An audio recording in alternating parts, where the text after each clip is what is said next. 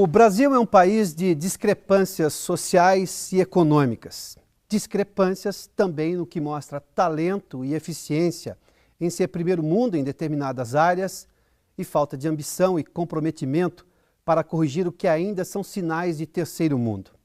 Pode ser um lampejo, pode ser para sempre, mas o desânimo com a política nunca foi tão discutido e evidenciado neste país. O que revela uma contradição, porque reclamar e discutir são prenúncios de desejo de mudança. Você tem acompanhado desde o início deste ano, aqui pelo Revista FEComércio, uma série de entrevistas para entender a democracia brasileira neste ano de eleições gerais no Brasil. Hoje nós recebemos o filósofo Roberto Rumano para ir ainda além nesta discussão. Professor Roberto Rumano, seja bem-vindo. Obrigado. O que é a ética no Brasil? O que é a ética dos brasileiros num ano tão especial como esse, em que as pessoas se manifestam e outras se colocam para serem votadas? Infelizmente, é a ética do descomprometimento com a coisa pública. Nós temos aí uma espécie de afastamento da responsabilização tanto dos governantes quanto dos governados.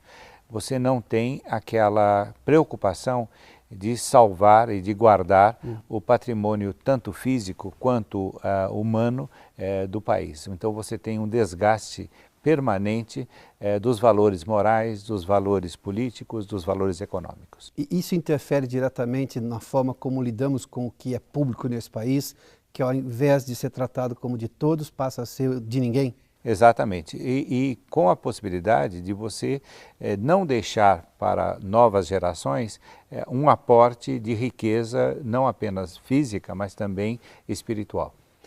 Qual é a percepção que o senhor tem de envolvimento na vida do país por parte das pessoas? Evidentemente que vivemos uma democracia, ela foi reconquistada, nós já temos mais de 30 anos de redemocratização nesse país, ou pelo menos da ideia da democracia novamente no país. As pessoas votam, elas são obrigadas a votar, mas de alguma forma participam desse processo. No entanto, não raro se ouve aquela frase, depois do voto, já fiz a minha obrigação. E o acompanhamento do parlamentar, ou mesmo do executivo, normalmente é ausente por parte da maior parte da população.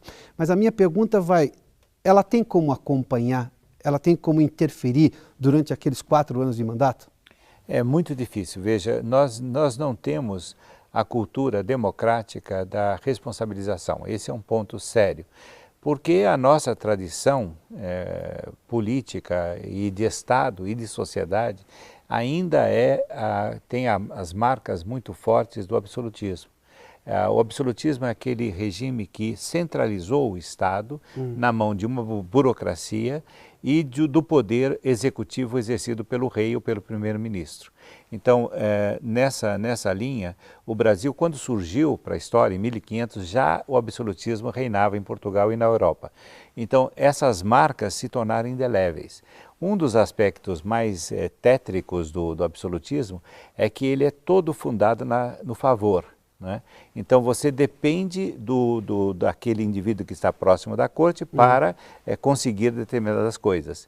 E isso se mantém no Brasil. O Brasil é a sociedade do favor. Muito dificilmente você encontra um cidadão cuja família não deva algum favor para algum político e vice-versa.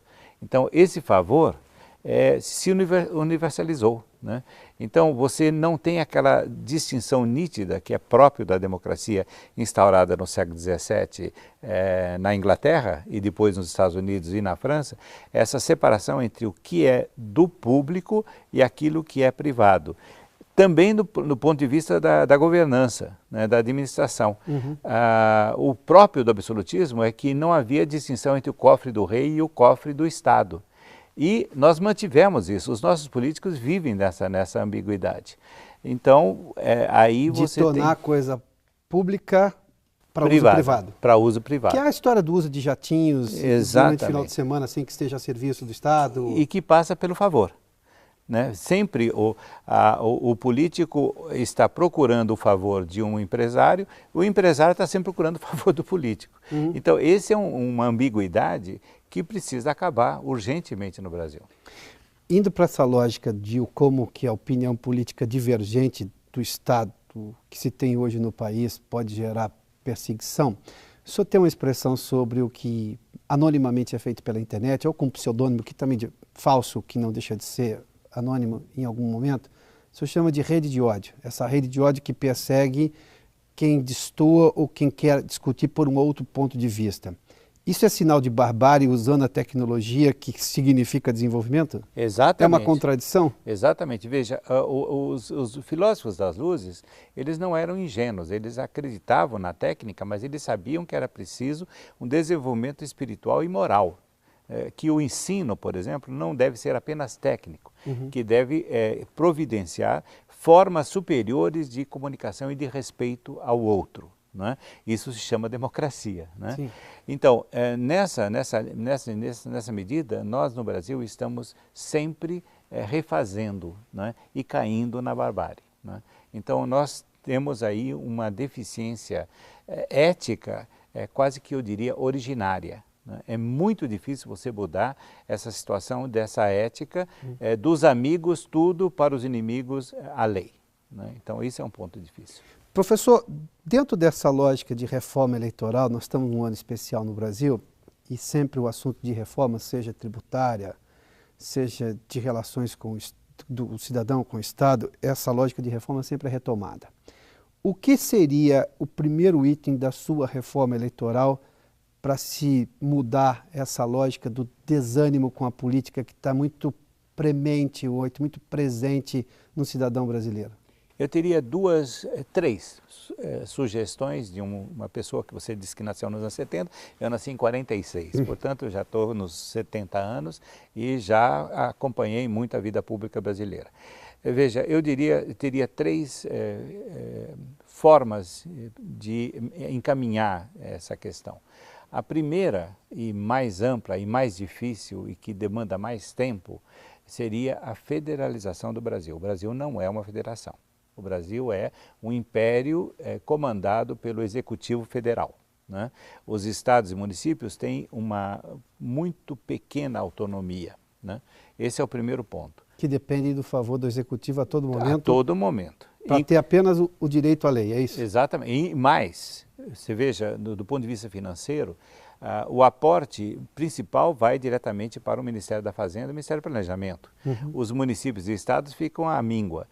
E aí o detalhe, existem mecanismos legais, como a Lei Candir, que muitas vezes é utilizado pelo Poder Federal para fazer chantagem sobre os estados. Por exemplo, o estado é devedor do Poder Federal em determinado ponto, mas é credor, no caso da Lei Candir, ele não paga as suas dívidas. Então, o que você tem? Você tem um desequilíbrio permanente. Sempre o Estado está devedor do poder central e devedor dos favores. Então, esse é o primeiro ponto. Sim. O segundo ponto, eu diria, é a democratização dos partidos políticos. Nossos partidos políticos não são democráticos, eles são oligarquizados, eles são propriedades de alguns grupos, às vezes até de um indivíduo.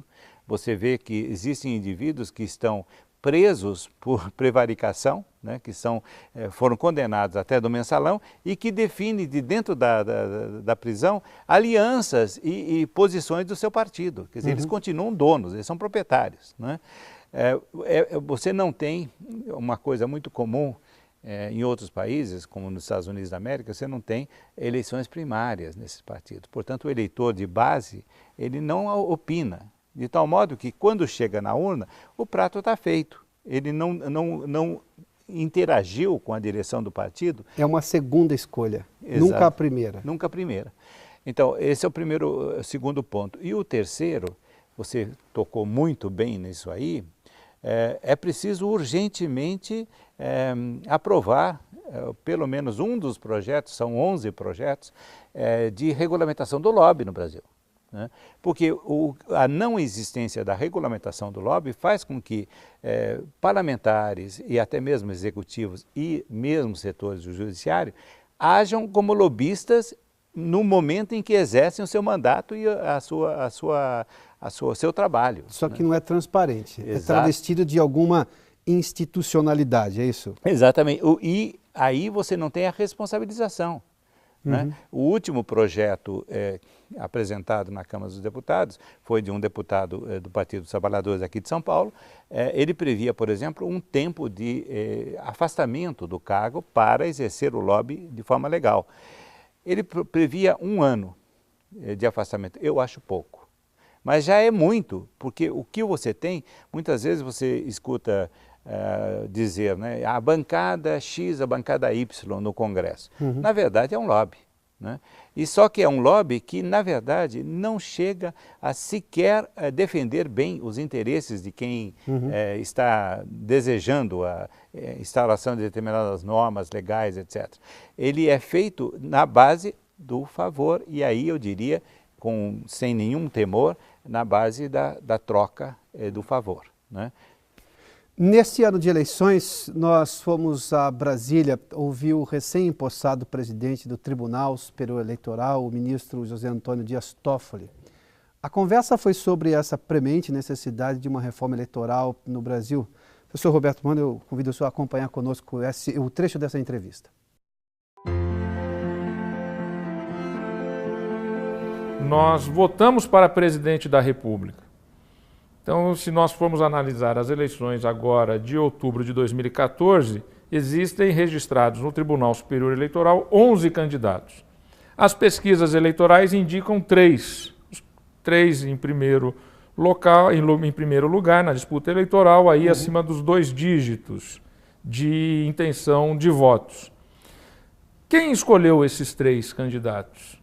Quer dizer, o cidadão tem o direito de escolher entre 11 candidatos. Dentre esses 11, tem 3 com maior possibilidade de disputa.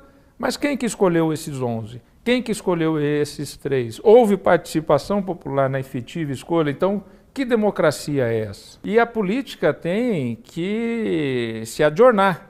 Ela tem que se tornar apta a dizer aquilo que esse mundo quer. Os protestos que ocorreram em junho de 2014 mostram um pouco de 2013, do ano passado, de junho de 2013, mostram exatamente, penso que um pouco isso. Eu quero uma maneira de me expressar, eu não sei como e não me sinto representado. Então, como se fazer isso? Os partidos políticos parece que estão devendo muito em relação a isso. Agora, em relação ao voto obrigatório... O senhor é a favor ou contra? Eu sou a favor do voto obrigatório. Por que eu sou a favor do voto obrigatório? Exatamente porque nós temos que entender que a participação política é um dever do cidadão, não é um direito. Nós temos que entender que este dever, ele deve ser, caso não cumprido, sancionado. E nós temos que incutir na pessoa, no cidadão, a ideia de que se ele vive em comunidade e se ele vive numa nação, ele tem obrigações com essa nação. E a primeira obrigação que ela tem é de não se omitir. Quem hoje financia a democracia no Brasil são grandes grupos econômicos e não o cidadão. Só que quem é eleitor, quem é o dono da soberania do voto, é o eleitor. Só que esse eleitor acaba não se envolvendo, porque ele sequer precisa dar energia do seu dinheiro para contribuir com determinada linha política, determinada linha ideológica. Pergunto, já que eu estou falando com a FEComércio, embora isso seja uma plataforma que vai ser aberta à discussão para toda a cidadania de modo geral, para toda a sociedade de modo geral. Mas aí me dirigindo mais especificamente à área das empresas. Pergunto aos empresários, qual é a empresa que tem no seu estatuto social o objeto social de doar para uma determinada campanha política? Nenhuma.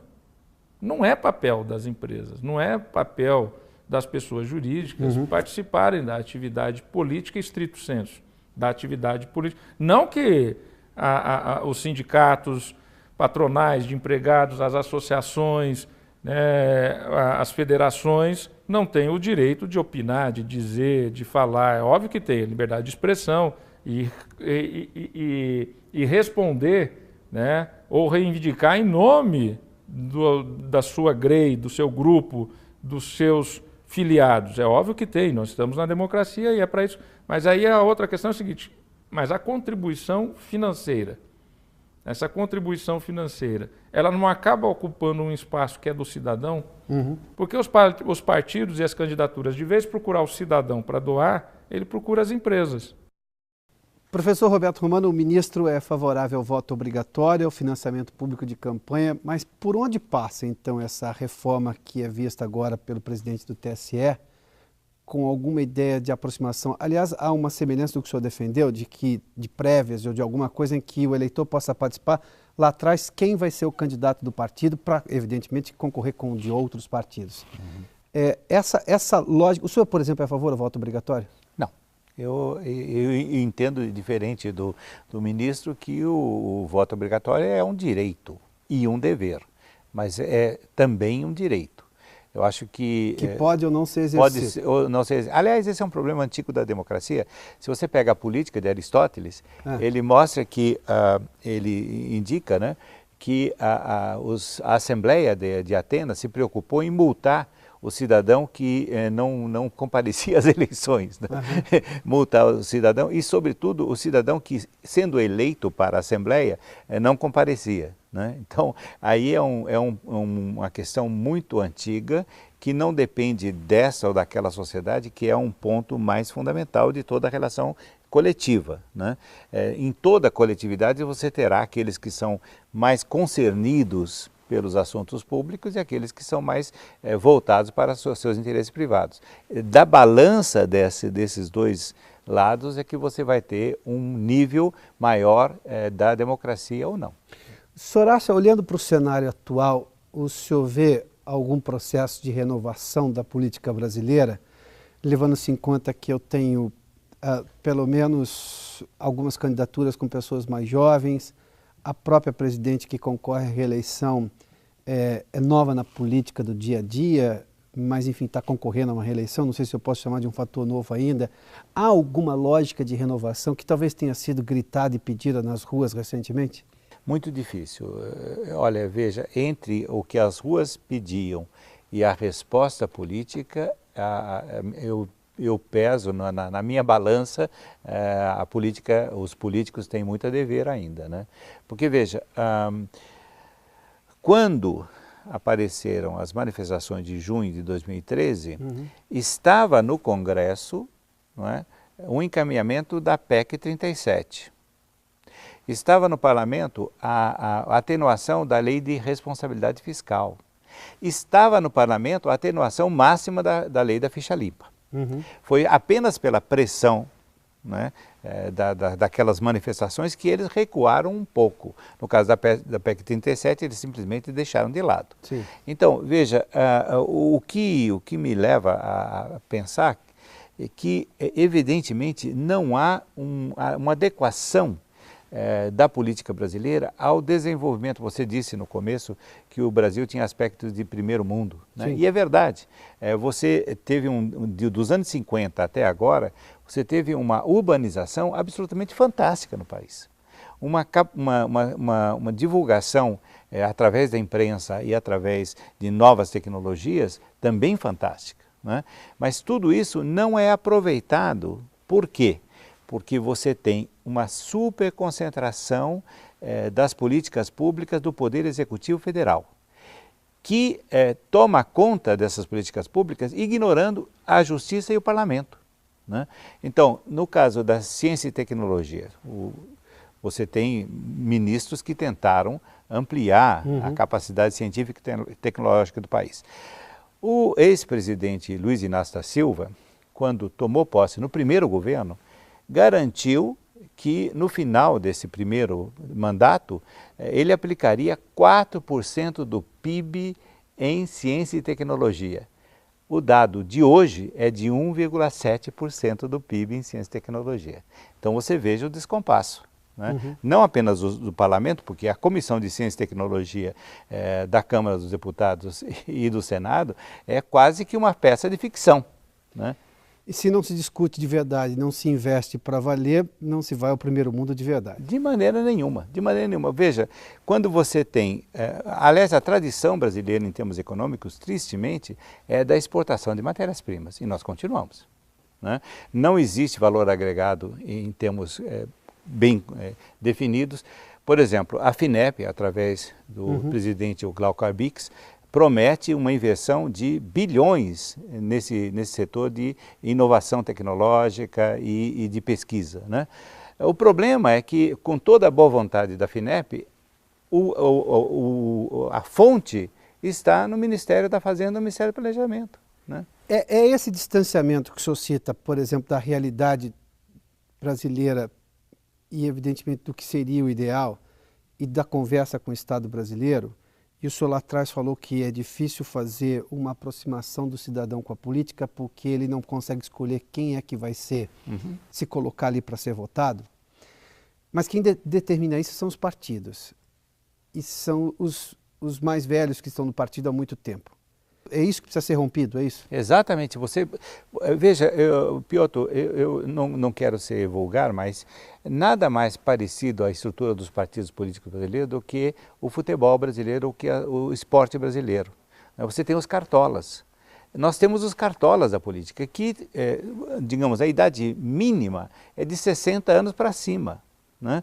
Então, o que faz com que a juventude não frequente esses partidos? Quando eu vejo na televisão reunião da juventude de tal partido, eu começo a dar risada, porque estão todos com cabelo branco já, não são jovens, né? Então, a juventude, assim como o cidadão, ele é afastado dos partidos e não atraído para o partido. Não vou lhe pedir uma receita de solução para o problema. Não vou cair nessa provocação, mas vou insistir em determinada situação. Isso vai ter que passar pelo Congresso, vai ter que passar por quem hoje usufrui dessa cartolagem da política brasileira. Dá para ter esperança nisso, então? Dá para ter esperança, Piotr, porque apesar de todo o malefício e da situação extremamente odienta da comunicação através da internet no Brasil, ela tem servido para alguns adiantamentos que são importantes, né? Por exemplo, o caso da lei da ficha limpa. É uma lei que até pode ser arguida de inconstitucionalidade, né? Porque ela pune, né? Não em última instância, né? Mas ela ajudou muito a afastar uma camada a mais deletéria, eu diria, de políticos. Porque tem uma ideia, pelo menos, moralizante. Exatamente. Então, não é por outro caso, ou por outro motivo, que se pensava em atenuá-la ou simplesmente acabar com ela em junho de 2013. Se você consulta as páginas dos jornais, você vai ver, né, que eles estavam tentando. Então, outras medidas podem vir, né? Podem vir através da movimentação do cidadão de base, né?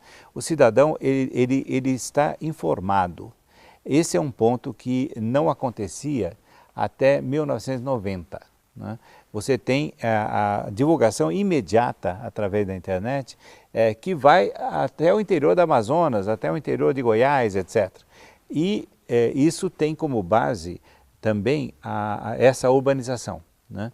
É um fato inédito. Até 1950, eu nasci em 46, até 1950 o Brasil é aquela faixazinha litorânea do Atlântico. Hoje ele é uma outra realidade urbana e está aprendendo a viver em cidade, né? Esse aprendizado vai demorar muito, mas ele é um elemento que pode trazer esperança de mudanças. Professor Roberto Romano, muito obrigado. Obrigado por nos atender aqui no Revista FEComércio. Nós terminamos por aqui e voltamos até uma próxima oportunidade para discutir um pouco mais sobre a realidade brasileira e a lógica democrática desse país. Até a próxima!